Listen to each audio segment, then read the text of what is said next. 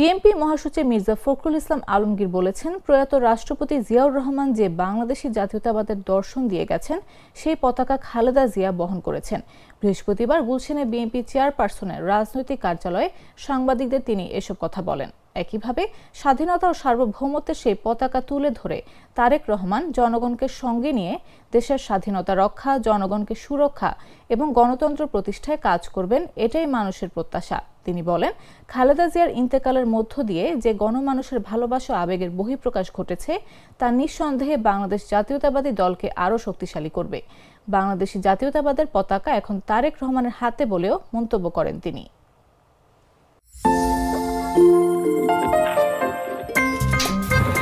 আমার একটা স্মার্ট সিদ্ধান্তে 25% গ্যাসের খরচ কমেছে। ভাবছেন কিভাবে?